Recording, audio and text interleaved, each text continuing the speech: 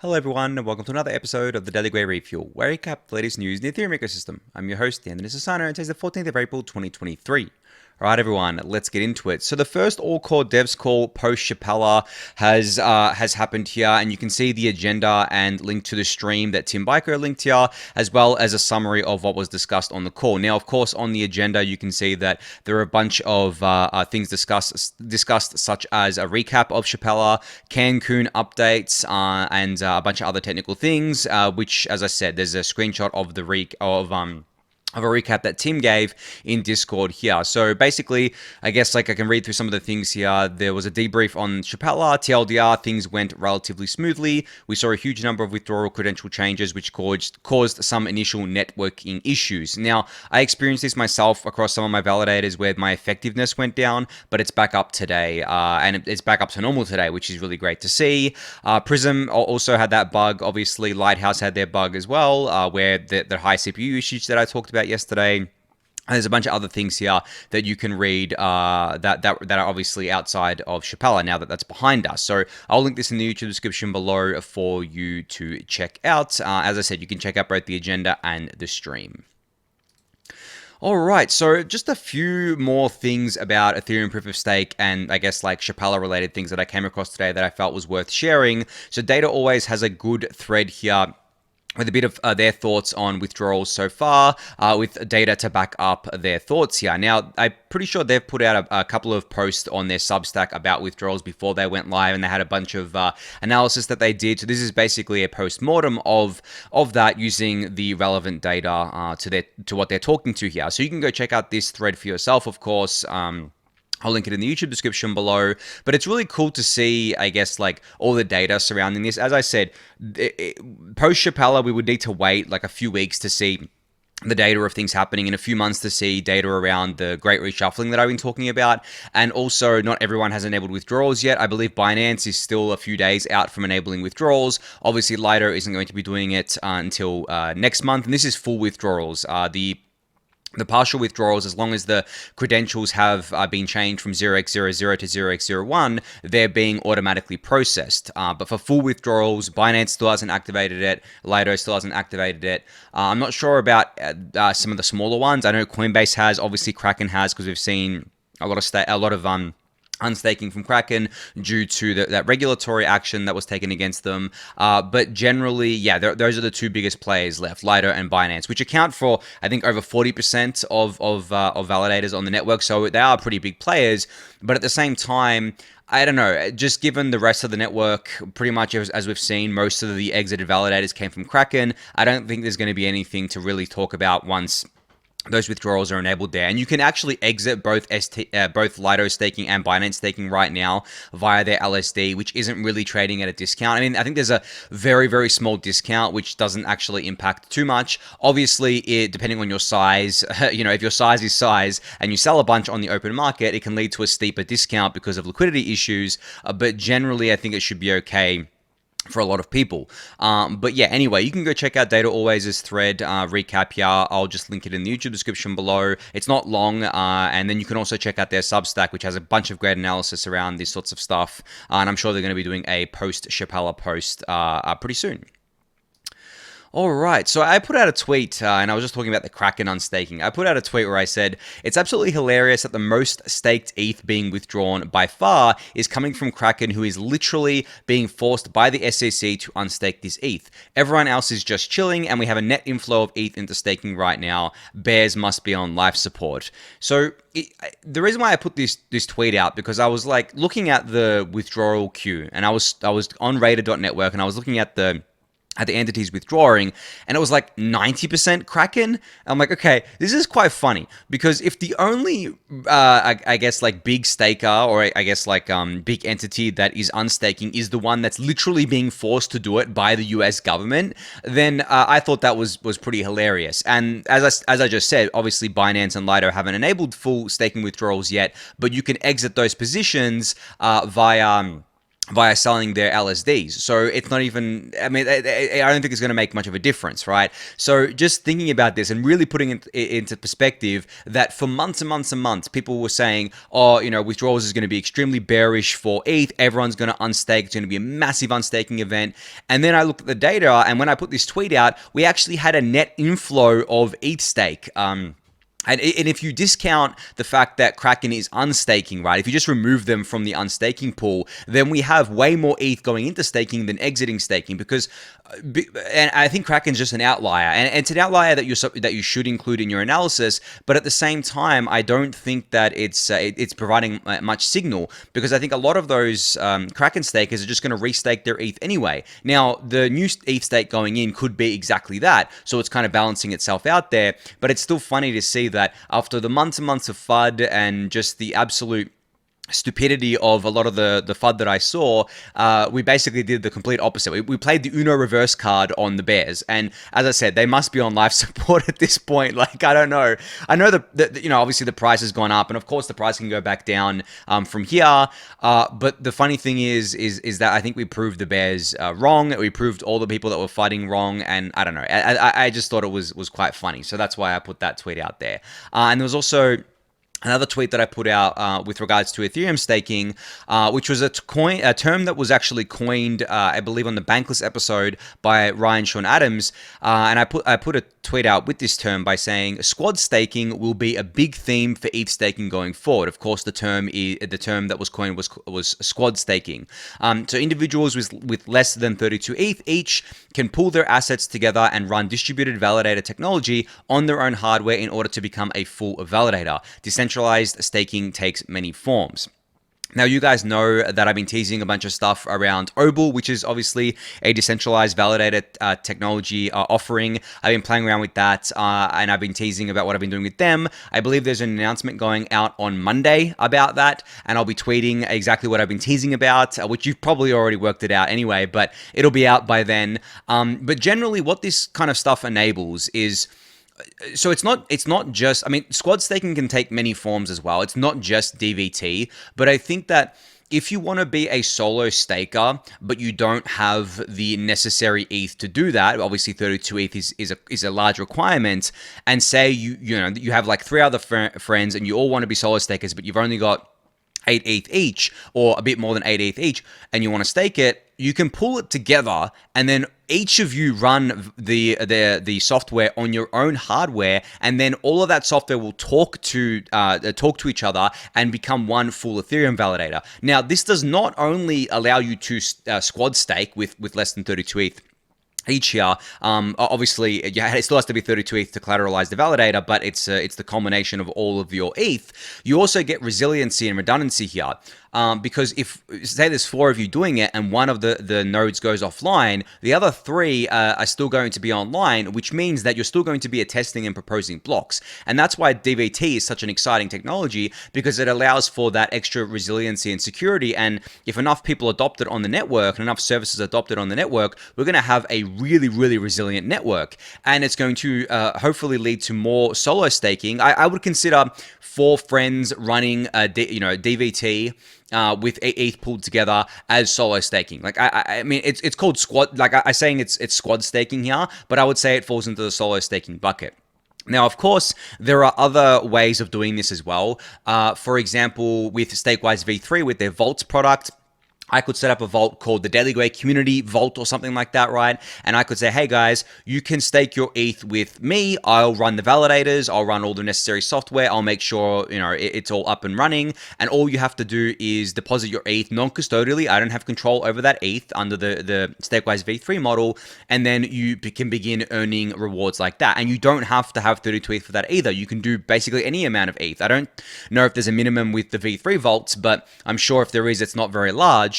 And you could do that as well. Now, would I consider this solo staking? No, I don't think so. Could it be considered squad staking? Yeah, to an extent, right? But I think that when I think about like true squad staking, it's each of the members of the squad running the validator software, right? That's what DVT does. Whereas with the Stakewise V3 Vault, you're not running the validator software. Only I am. If you stake with me, if you pull with me, only I'm running it. Now, of course, you can run it as a DVT cluster as well, right? You can do the same thing here. where essentially you have like, I don't know, 5 people running it, and then people can pull together, or you make it a private vault and you say to everyone that wants to stake their ETH, say, hey, I'm creating this V3 vault. Let's all run the software and let's pull our ETH together, and we can run X amount of validators. So as I said in my tweet, decentralized staking it takes many forms, and obviously solo staking is the gold standard, but even solo staking is being kind of changed up a bit here with squad staking. So that's what I'm very excited about going forward. I know I've talked about DVT a bunch on the Refuel already for a long time now.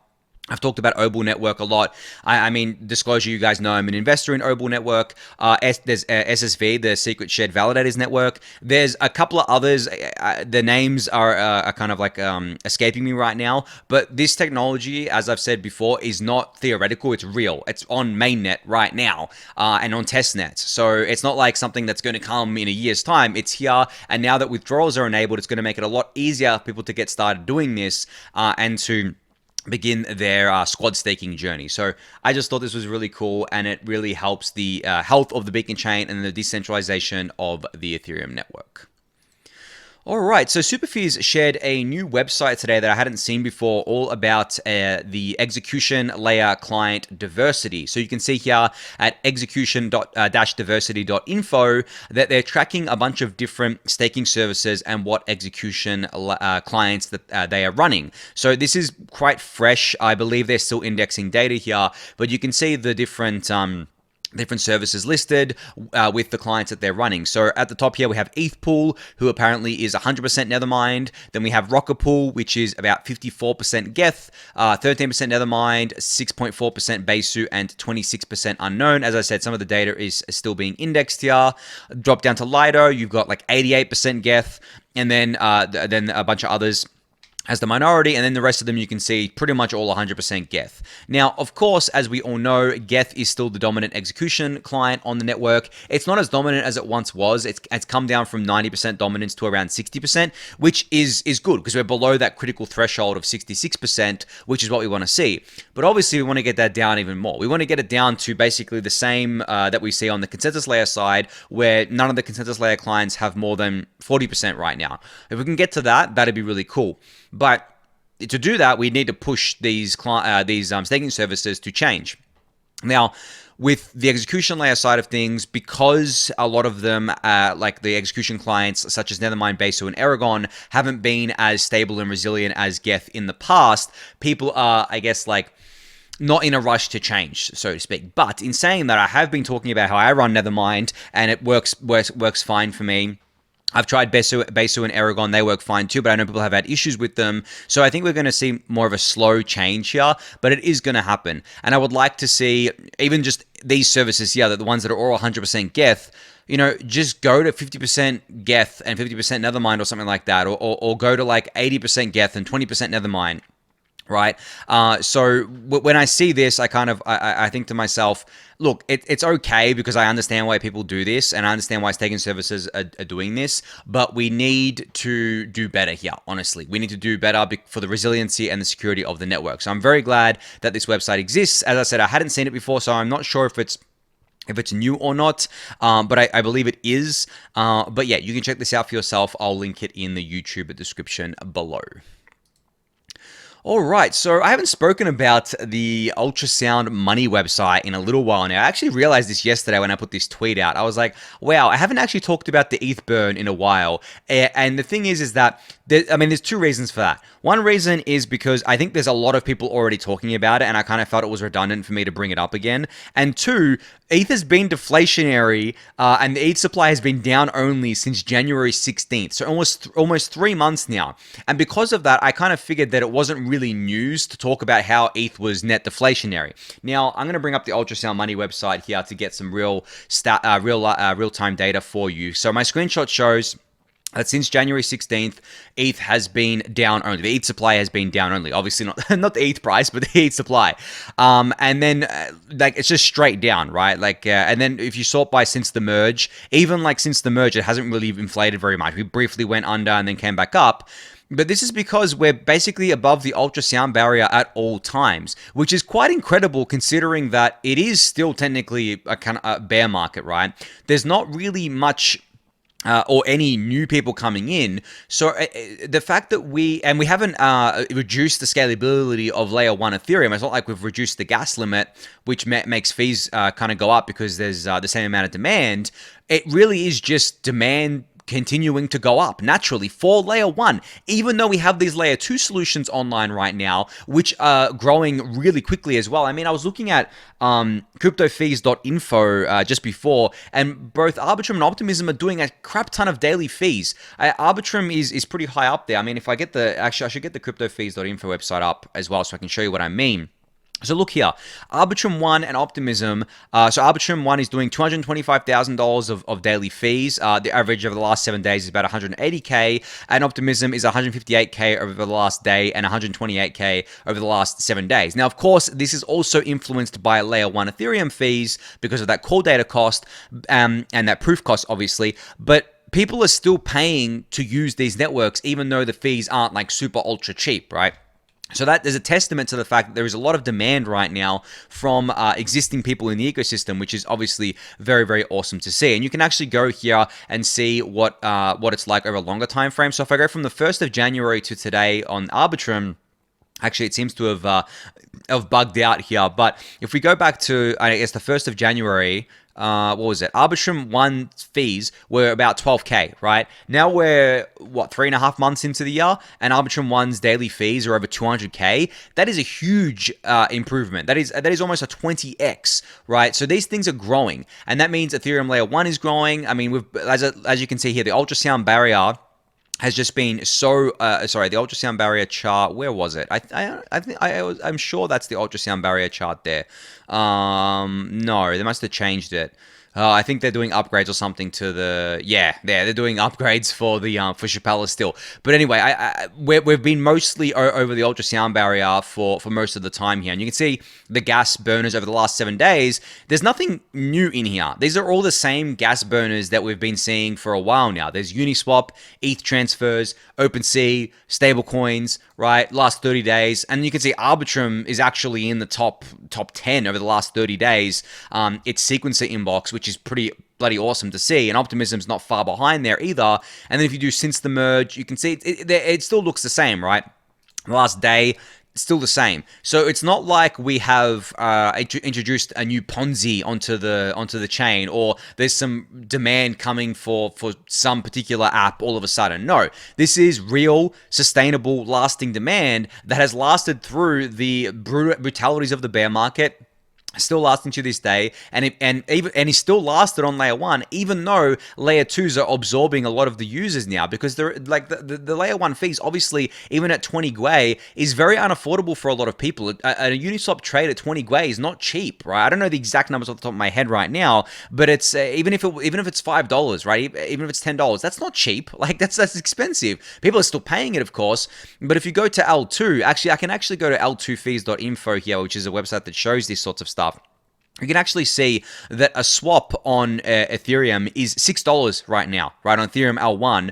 On Optimism and Arbitrum, it's less than 30 cents. So that's a pretty big reduction in fees. Obviously, it's not as cheap as it can be, and we'll get 48, 44 and further improvements to these layer 2 networks, obviously, as time goes on. But people are still paying these layer 1 fees. And then the people who can't afford these fees or don't want to pay these fees because it's quite ridiculous to pay them, if you're just a regular user, you're at layer 2. So Ethereum as a whole ecosystem has just been growing so much, especially over the last, 6 months, which is just insane to me. So that's why I brought up this ETH supply has been down only for 3 months now, because it just really signals all that natural demand for Ethereum, because you can't fake this. You can't, this is real money being burnt. As you guys know, 80%, 70 to 80% of all fee revenue is burnt. It's gone. It's never coming back. So to fake this, you would have to be a really, really, really deep-pocketed person who for some reason wanted to spend upwards of many millions of dollars a day to fake this activity for what exactly? Maybe you think it's going to be bullish for ETH and it'll pump your ETH bags, but you're burning ETH to pump your ETH bags. So it doesn't make sense, right? I'm just trying to walk through the logic here because it doesn't make any sense at all. So from that perspective, that's why I always say that fee revenue especially fair revenue that's burnt, is the best metric to look at for natural demand. And now I say when burnt because obviously if the fair revenue isn't being burnt, it can be manipulated. Because let's say that you are on a DPoS network and you're colluding with a bunch of other validators to say, hey, let's fake some activity. I'll pay the fee, and then once you collect the fee, you just kick it back to me. You just send it back to me, right? And I'm sure this has happened on some networks in the past, but that is a possibility to happen all the time. But from that perspective, just looking at it, the fact that on Ethereum layer 1, 80% is burnt, there's no faking going on here because it's just stupidly expensive to fake this. Like, you would run out of money extremely quickly. Even if you were a billionaire, you would run out of money very quickly trying to fake this. And all you would be doing, I guess, is a public service to ETH holders, basically. And you'd be like pushing like public goods to ETH holders, I guess, if you could call it that. But yeah, that's why I brought this up and tweeted this out. But anyway, good to see the sustainable growth here, sustainable, provable growth, not bullshit growth like TPS and the amount of transactions on a network. I always thought they were crappy metrics.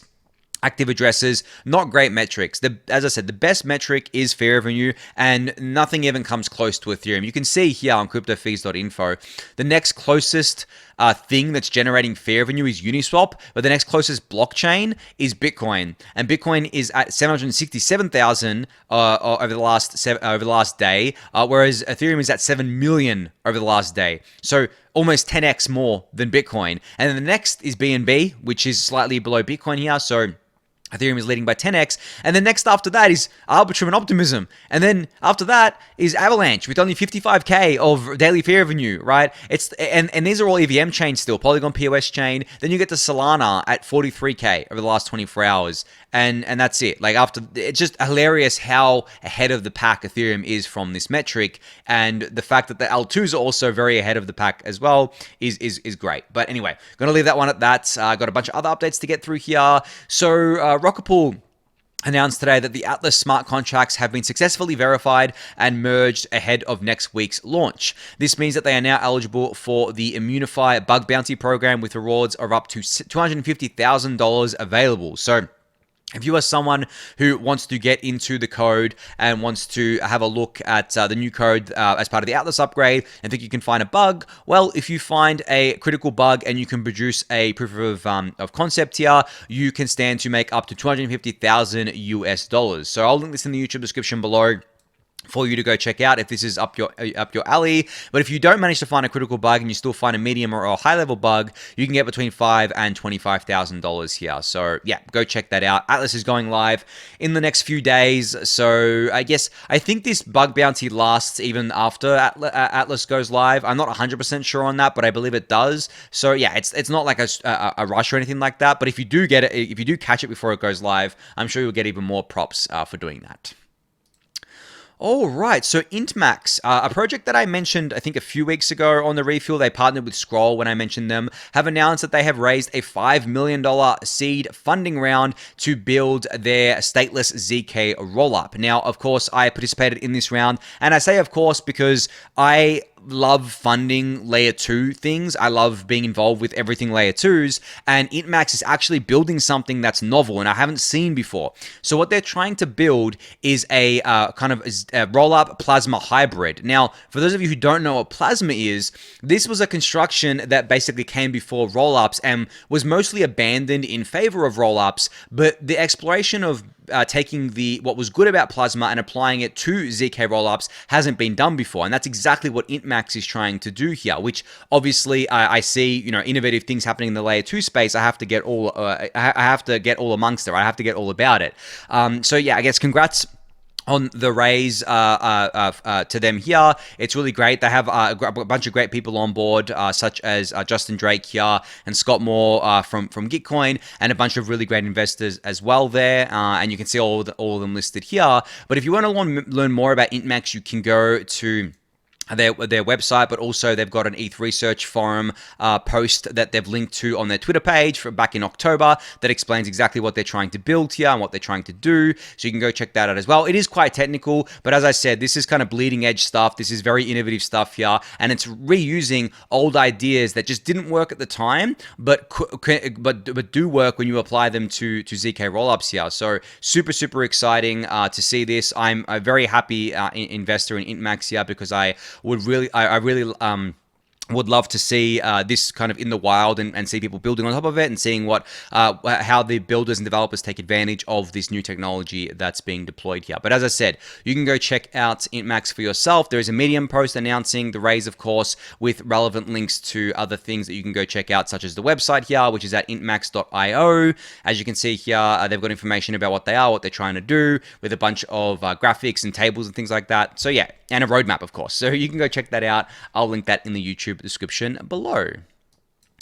All right, so Uniswap's mobile wallet is actually out of Apple jail. So you remember when Uniswap launched this a couple of months ago, they said that Apple wouldn't approve the Uniswap wallet for the App Store, and you could only access it via test flight. So there was a 10,000 person limit on test flight. I got access to it because I was in ETH Denver when they announced their wallet, and they had access. They were giving out access there, but now anyone can access it from the App Store. So if you have an iOS device, you can go to the App Store and download this wallet for yourself, and this can become possibly your new wallet. Now, I have discussed their wallet before, and right now it is very similar to Rainbow Wallet and very similar to Coinbase Wallet, but I think that they want to make this kind of the premier wallet that people use, especially for swapping on Uniswap. And it's not necessarily targeted at crypto natives. It's definitely more targeted at crypto newbies, the ones who literally are very new to on-chain stuff, and their first foray is probably something like Uniswap. And when they see something like Uniswap Wallet,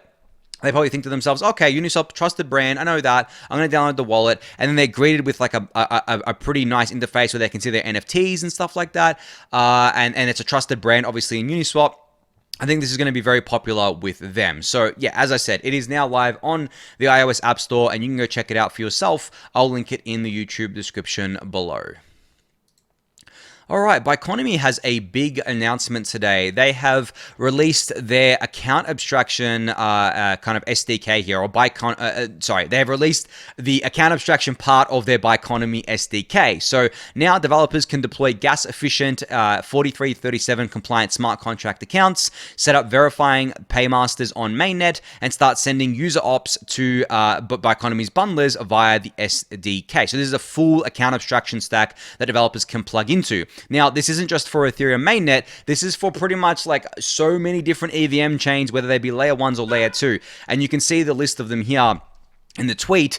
There's obviously Optimism and Arbitrum, and there's Polygon zkEVM. There's even like other L1s, as I said, like Avalanche and BNB Chain, and there's ZK Sync. I mean, the full list is here. You can go check that out for yourself. But if you're a developer and you're interested in account abstraction, well, this is where I would be looking, that's for sure. Biconomy is a very trusted name in the ecosystem, and they're really great at what they do. So definitely go check this out for yourself. I'll link it in the YouTube description below. All right, last up here is just a video that I saw from ETHGobal of the ETH Tokyo hacker house. So look at all these people. Look at all these hackers. This is crazy, right? There's no bear market. What's a bear market to Ethereum? We've transcended bear markets. Remember me saying that after I came back from ETH Denver?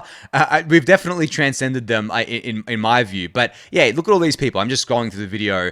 This is crazy. And it's giving me crazy FOMO because I absolutely loved Japan last time I was there in 2019 for DevCon Osaka. I actually traveled around Japan. I went to Osaka, Kyoto, and Tokyo, and as you guys know, I'm really into my like anime and figurines and like retro gaming consoles and things like that. As you can see behind me, and that hobby actually started in 2019 when I went to Tokyo and started buying my first figurines there, and then from there it's just become an obsession. So I'm getting extreme FOMO over the fact that there is an ETH conference in Tokyo, and that I know that I could be in Tokyo and after the conference go and buy more figurines, right? So anyway, I'm not going to go on about that too much there, but if you're there in ETH Tokyo right now, do enjoy yourself. I mean, Japan is amazing.